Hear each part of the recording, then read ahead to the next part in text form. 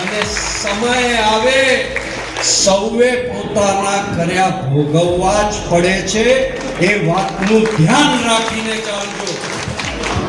આવતીકાલે સમય આવે ત્યારે તમારે જવાબ આપવાનો વખત આવશે અને જવાબ આપવાનો વખત આવે ત્યારે પગ નીચેથી ધરતી સરકી જવાની છે એ વાતનું પણ ધ્યાન રાખો। डभोई में कांग्रेस का सम्मान समारोह राजनीतिक शक्ति प्रदर्शन में बदल गया। मंच से एक ओर मतदाताओं का आभार व्यक्त किया गया तो दूसरी ओर सत्ता पक्ष पर भी जमकर निशाना साधा गया। डभोई में कांग्रेस द्वारा आयोजित सम्मान समारोह में चुनाव लड़ने वाले विजयी और पराजित सभी प्रत्याशियों का सम्मान किया गया।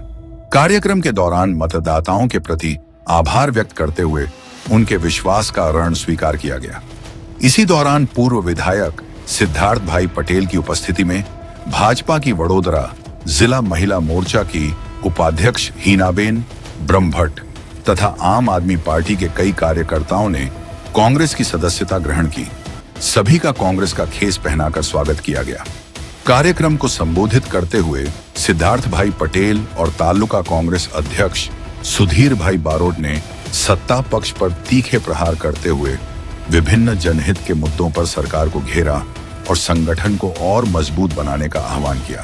શાસન યાવત ચંદ્ર દિવાકર રહેતું નથી અને સમય આવે સૌએ પોતાના કર્યા ભોગવવા જ પડે છે એ વાતનું ધ્યાન રાખીને ચાલજો।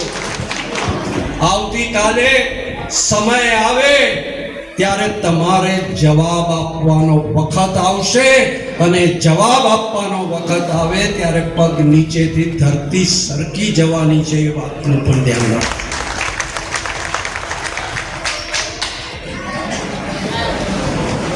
સમગ્ર દેશમાં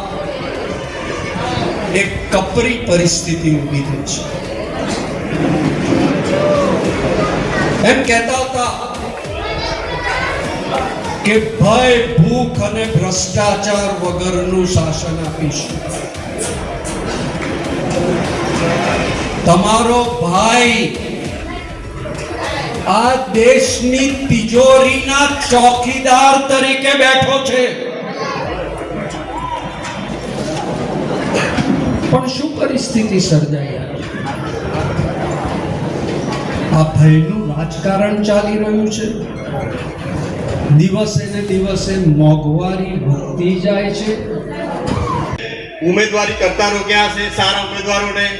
કદાચ તમે ઉમેદવારી કરી લીધી તો તમને બેસાડવા માટે પણ ઘણા પ્રયત્નો કર્યા છે। 5 લાખ આપી દઈએ, 10 લાખ આપી દઈએ, ગમે તે કરી। તમે કોઈ ધંધો કરતા હોય તો ધંધા પર ત્રાપ મારી તમે આર્થિક રીતે કેવી રીતે ખલાસ થઈ જાઓ અને આ સામે ના બોલો।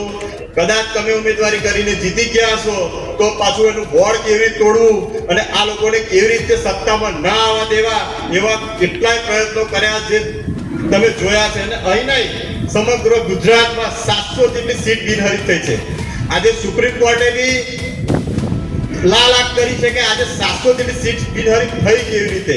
એટલે આ ભાજપ દ્વારા એવું અત્યારથી જ આગળ વિધાનસભા લોકસભાની ચૂંટણી આવે છે ત્યાર પહેલા જ આપણો બેઝ કેવી રીતે ખલાસ થાય, નીચેનું એનું તળિયું કેવી રીતે તૂટેલું રહે અને આગળ આપણે ના આવી શકીએ, આગળ મજબૂત સંગઠન ન બનાવી શકીએ, એમની સામે ના બોલી શકીએ એવા કાવા દાવા કર્યા છે।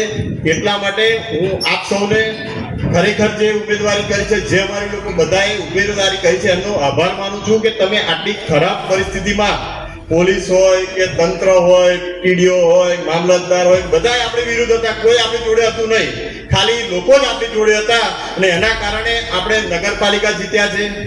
આજે ખરેખર આભાર માનીએ આપણે નગરપાલિકામાં કે ગુજરાતમાં 5 થી 7 જ કોંગ્રેસ નગરપાલિકા જીતી છે, તેમાં ડભોઈની નગરપાલિકા જીત્યા છે। એ આપણા માટે ગર્વ લેવાની વાત છે। જે લોકો કહેતા ફરે છે કે અમે બાહુબલી નેતા છે, એ બાહુબલી નેતા પાસેથી આપણે જીત્યા છે, એટલા માટે આપણે ગર્વ લેવાની વાત છે। આપણે આમ જીત્યા નથી, આપણે બહુ મહેનત કરી છે, બહુ સંગઠન મજબૂત બનાવ્યું। તમે જે એ માટે હું ડભોઈ નગરજનોનો ખાસ આભાર માનું છું, એમને નતમસ્તક વંદન કરું છું કે તમે અમારા પર જે વિશ્વાસ રાખ્યો, આ વિશ્વાસ તમે રાખ્યો છે એવો પ્રેમભાવ આગળ પણ રાખજો અને અમે તમારા વિશ્વાસ પર 100% કાયમ ઉતરીશું. આ 5 વર્ષ તમારું કોઈ પણ કામ અટકવા નહીં દઈએ એની અમે બાહેધરી આપીએ છીએ.